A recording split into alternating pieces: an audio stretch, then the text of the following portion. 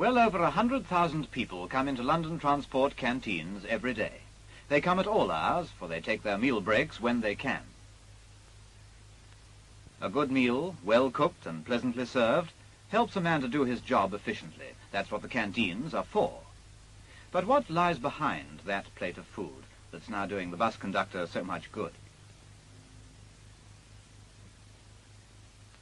The story of how that plate was filled began perhaps by the sea, when this morning's catch was rushed to London while it was still fresh. Or in the docks, where cargoes from all over the world are discharged onto London's dinner plates. Or in the English market gardens. They are the beginning. Then there are the great markets. From them the food comes to London Transport's food production centre at Croydon.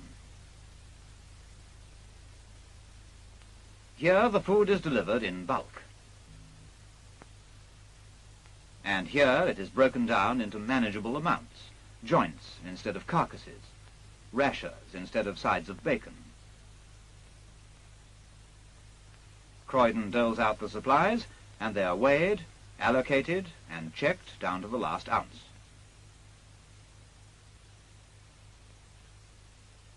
Croydon is the main store for all London Transport's canteens. And here, too, there's food preparation on a big scale. Machines help, but human skill helps more. Pastries, meat pies, cakes and rolls, as well as many other things, are made and cooked here, and sent out to the canteens ready to be served. Every day at Croydon, vans, which are specially fitted with racks for trays and separate compartments for fish and meat, are loaded with everything that the canteens need. These regular deliveries ensure that the canteens get their supplies when they want them, fresh and in perfect condition.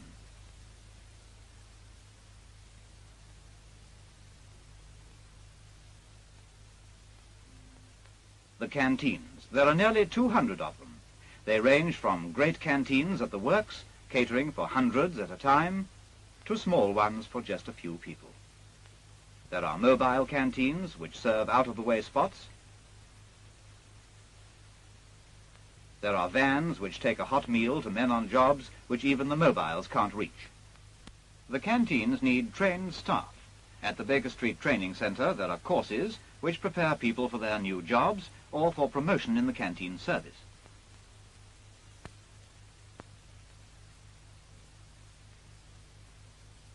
And it's the canteens which are the object of all this work. Food supply, preparation, staff training. It is here that the hungry, tired men get their meals, made and served by the canteen staff in surroundings which are comfortable and modern and pleasant. And the work of modernizing the canteens is going ahead fast. The new ones are bright and airy and refreshing, roomy and well lit, with tiled floors, light metal chairs and tables for easy cleaning, and modern counter designs.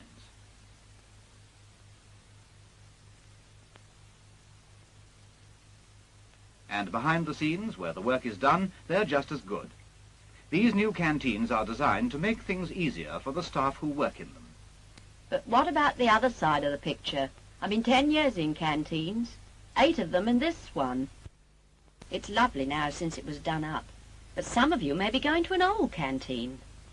There's not more than 20 like this out of 200 or so, but what with restrictions and things, it may be some time before they're all done up. I always say, tell the people the worst, and they'll be ready for anything.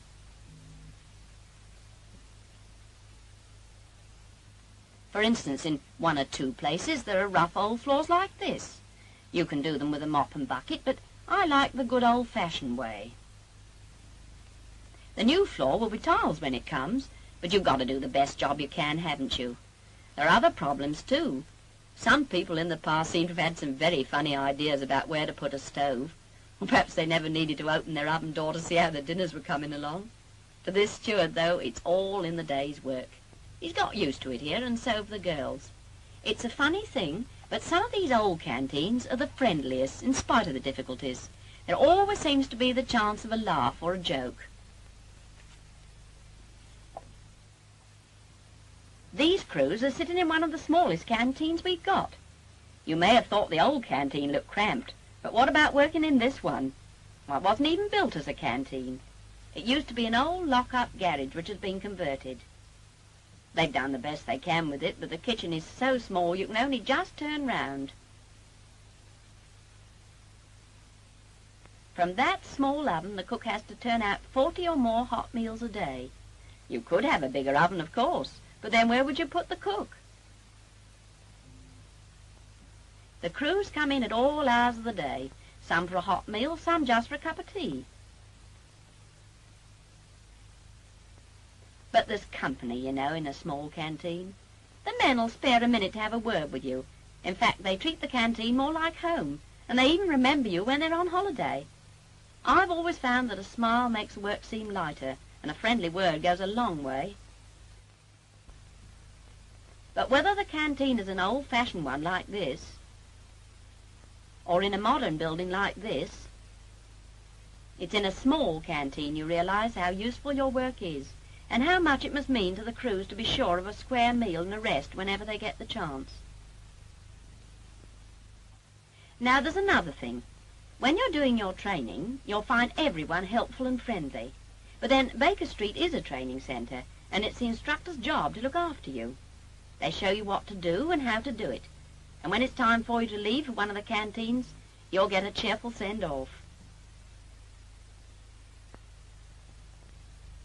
But an ordinary canteen isn't a training centre.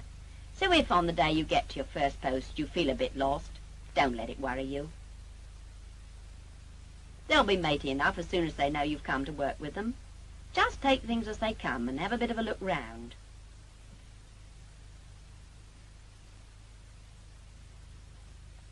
Then find the changing room and go and take your coat off. It'll probably be the only time you'll have the mirror all to yourself anyway. Remember, running a canteen is a busy life, and the stewardess can't do everything at once. If she hasn't time to show you round straight away, well, give her a chance. Just get on with the work. After all, your training will have shown you what to do. It's just a question of getting to know where the things are. You'll soon get into the way of things and become one of the family. There, what did I tell you? Canteens are ever so matey. You might even say crowded. Talking about cloakrooms and restrooms, these vary just as much from place to place as anything else. From large modern rooms like this to small places where you have to take the key.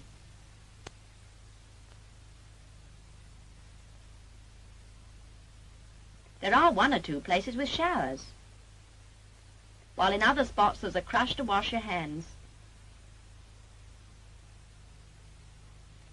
Still, it's not always the finest surroundings that give you the best friends in this world, I've found. Equipment varies too. At some of the older places you'll have to make do as best you can. I've heard people say that old ways are best, and that chips made by hand taste the sweetest. But when you're dealing in tons of potatoes and millions of cups of tea, it's the machine that does the work in the quickest time that's going to be your best friend. Now, some of you may be wondering about the customers who'll be coming to your canteen. Well, putting it bluntly, I think us canteen assistants have a lot to put up with. Not all dinners pass over the counter that sweetly. Take this chap who's coming into the canteen now. He's tired and he's hungry, and he's just come in for his dinner break. And look at the time. You can't expect him to be reasonable if his meal's not just as he fancies. And he doesn't intend to be reasonable either. Grumble, grumble, natter, natter. Really, there are times when you could push the food in his face. In the meantime, there are other things to worry about. But don't expect him to be satisfied. Like as not, he'll go off grumbling, just like my old man does. Now, the table he fancies isn't clean enough for him, and she ought to know he always sits under the window. In fact, the whole canteen service is properly in for it today, as far as he's concerned.